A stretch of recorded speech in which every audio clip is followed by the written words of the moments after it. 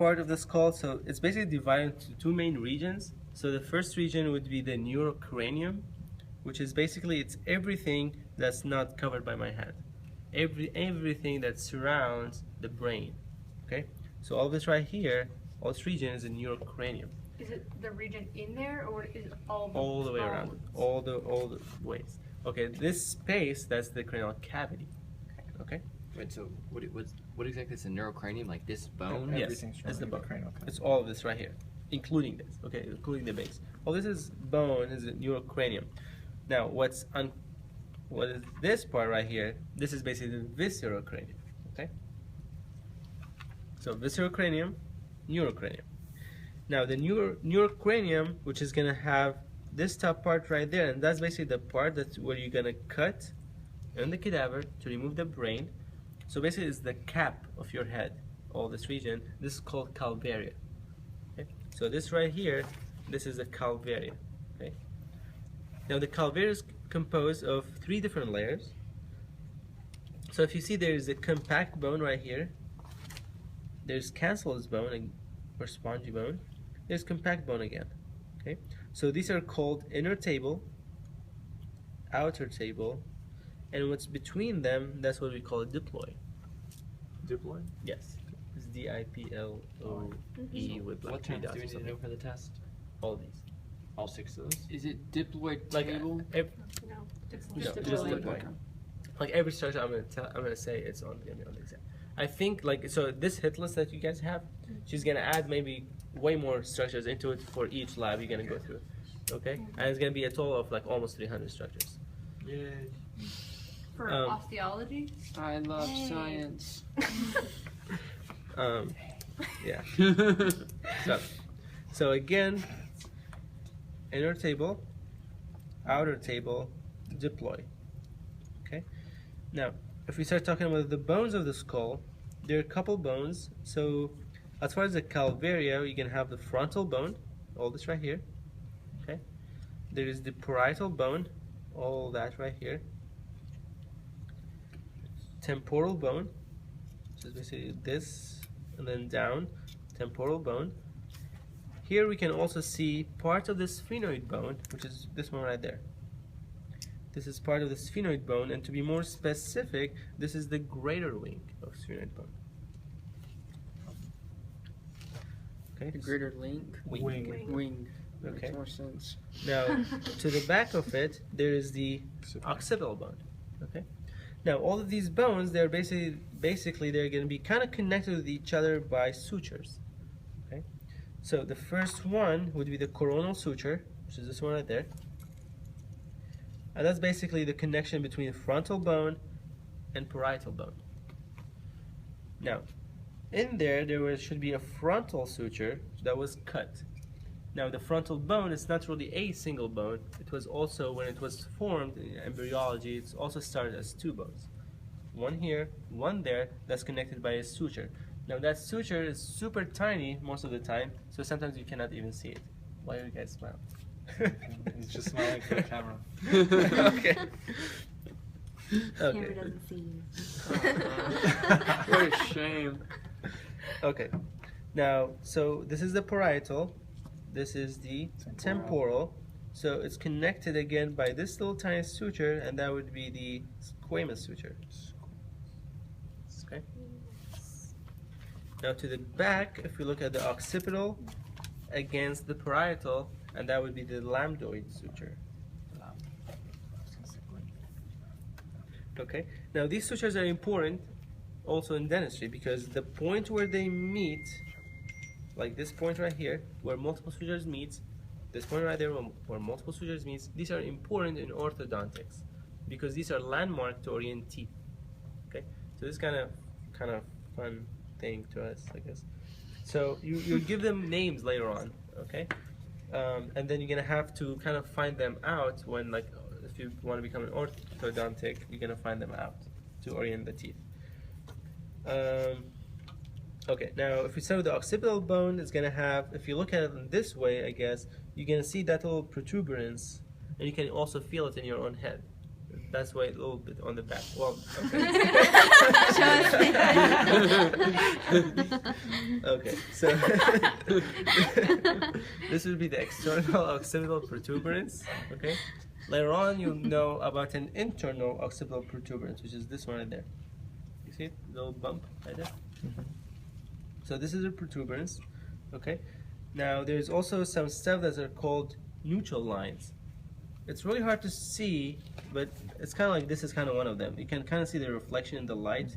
This is one of them right there. How would they tag that? They're not going to do that. Okay. They won't tag those? I don't think so. If they tag it, they basically going to be very What obvious. They're line? going to mark Color it it. with a basically like, yeah, just mark a line right there. Mm. If you flip it internal, you can see it kind of better. This is a neutral line. So if it looks like this, do you It's see like a this one? ridge? Yes. If it looks like something like this, but on the outside, that would be a neutral line. That's What? superior nuchal line? Or is that the inferior? Like, can you show both? Okay, so that are you talking maybe about the temporal lines?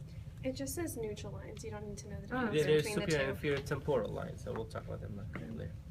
Okay, so again, occipital bone. Now there's a part of the occipital bone that's called the basilar part of the occipital bone, which is basically this kind of part right here. This is basilar, from base, I guess you can see it. It's the basilar part of the occipital bone. Okay, can you see what I mean?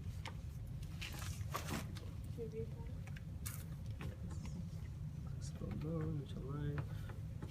Okay, external. Okay, so foramen magnum, which is basically this little big opening right here, this would be foramen magnum, and that's basically where the spinal cord exits from the brain.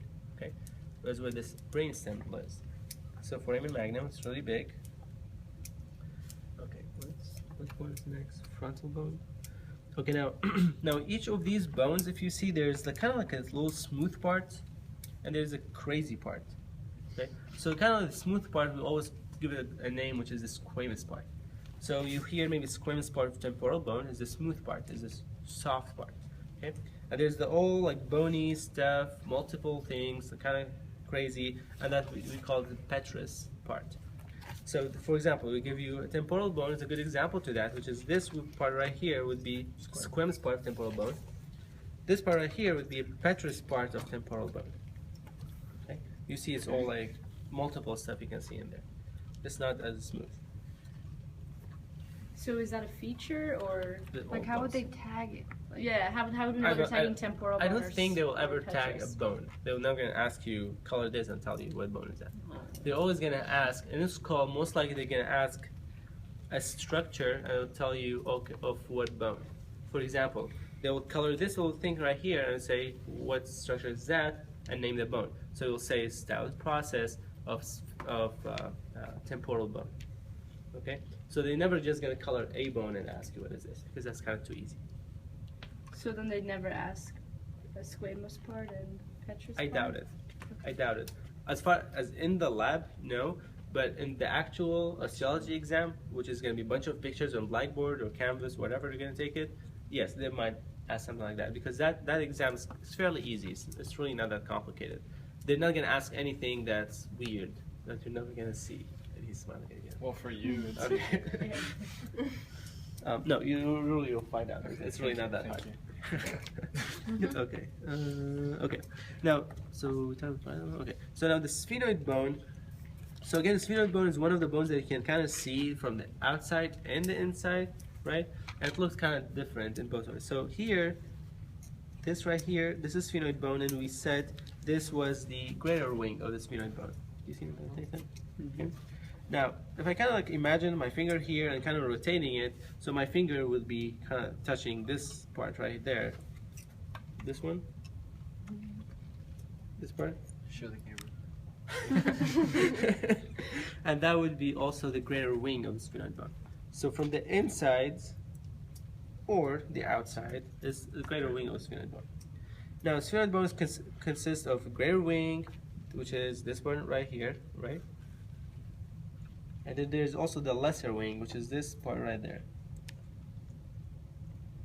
Like the ridge? Yes, kind of. This is the lesser wing. And then there's the body, which is this one. All this region. So the body greater wing, lesser wing. Okay. Now the body is going to be consist of multiple tinier structures. So let's follow me right there.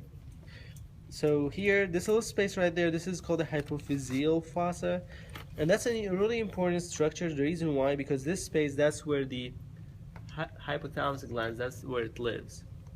Okay, so this is really important structure. This is one of the structures they can tag on a cadaver also. Okay, so this right here, this is hypophyseal fossa, and that's where the hypothalamus lives. Question? Yes. So how is the fossa like the space? What is the bony part, the sella turcica?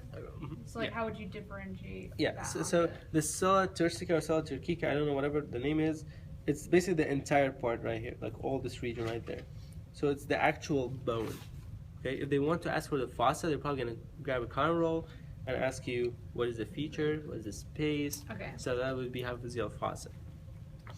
So again, so the entire thing will be sella turcica, whatever it is. Now, what's anterior to it, which is that little tiny ridge right here, this one, this is the tuberculum sella. What's posterior to it, or what's more dorsal to it, that's the dorsum sella. So tuberculum, anterior, dorsum, posterior. There are also two processes here really important, which are, the first one is the anterior glenoid process, right there, and the posterior, which was probably cut, but it would be somewhere in there. So anterior, posterior. Okay, posterior is pretty tiny, or it was just like broken. Okay, so these are kind of tiny stuff that I doubt they will ask you about it, just because it's so confusing. Okay, but they can.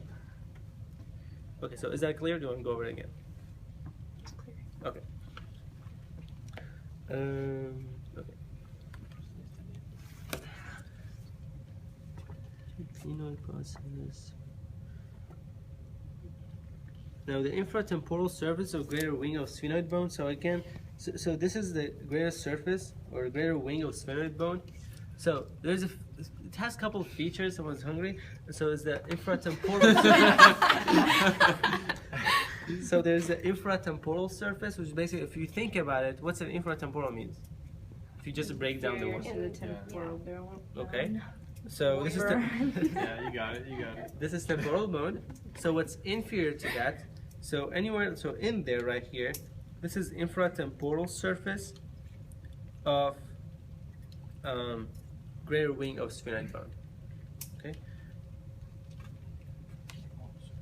Sorry. No, you're good. You can finish right. No. Okay.